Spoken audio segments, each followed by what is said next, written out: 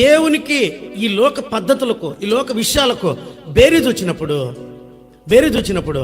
నేను ఎప్పుడు ఈ మాట ఆలోచిస్తాను.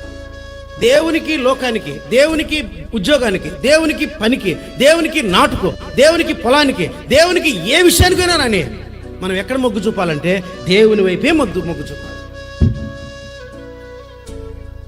ఒకరోజు ఆదివారం పొద్దున్నే బంధువులు వచ్చారు, ఏం పని లేక.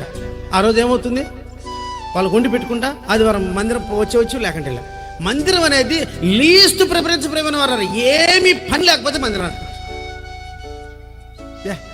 ఎంత నీచ స్థితిలో ఉన్నామో మనం అనిపిస్తుంది. ఎందుక ఆయన ప్రాణం పెట్టింది? ఎందుక అండి? జగత్తు పునాది వేయబడక మునిపే ఆయన ఏర్పరచుకుని ఎందుక? ఆయన ప్రేమ ఎట్లా ఉంది? మీ ప్రేమ ఎట్లా? మన ప్రేమ ఎట్లుంది? ఆయన ప్రేమ మన ఎడలెట్టుంది, మనం ఆయన ఎడల ప్రేమ ఎట్టుంది? ఒకసారి చూసుకొని ఆలోచించుకొని ఇంటికి పోయినాక మనలో ఆయన ఎట్లా ప్రేమిస్తున్నాడు, ఎట్లా ప్రేమించాడు, ఎట్లా ప్రేమిస్తున్నాడు, ఎట్లా ప్రేమించబోతున్నాడు, మనం ఆయన ఎడల ఎట్లా ఏ ప్రేమ కలిగి ఉన్నాం? ఏం పని లేకపోతే మందిరానికి వచ్చావా? ఎక్కడ ఏమి పని లేకపోతే అప్పుడు మందిరానికి వచ్చావా? తేటైన వాతావరణం కావాలనా మందిరానికి రావడానికి? 30 మైళ్ళు నడుచుకుంటూ వచ్చాను మందిరానికి. తేటైన వాతావరణం కావాలి మందిరానికి రావాలంటే. ఏమీ పనులు ఉండకూడదు మందిరానికి రావాలంటే. ఎవరి కోసం వస్తున్నావు అండి? చాలా మందికి ఉన్న ఒపీనియన్ ఏం తెలుసా?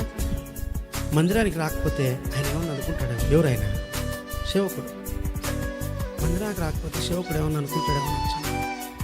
మందిరానికి రాకపోతే ఏమన్నా యాక్సిడెంట్ చచ్చారని వచ్చాను, ఏ నష్టం జరుగుతుందని వచ్చాను. దేవుని మీద ప్రేమతో వచ్చేవాళ్ళు ఎంతమంది ఉన్నారు చెప్పండి?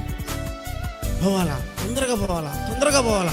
వాక్యం ఏమవుతుందో కొంత పనులు చేయాలి, మందిరంలో సిద్ధపడాలి. నేను ఈరోజు ఎవరు వస్తారో, ఏం చెప్తారో, వాక్యం వినాలా, రాసుకోవాలా, ధ్యానించాలా, ఏం ఆడుతారో, దేవుడు నాతో మాట్లాడతాడో. ఈ పరిశుద్ధ దినాన్ని నా దేవుడు ఈ భూమి మీద మరొకసారి ఆరాధించడానికి నాకు టైం ఇచ్చాడు. ఈరోజు నేను ఆరాధించాలి అందరికన్నా ముందే.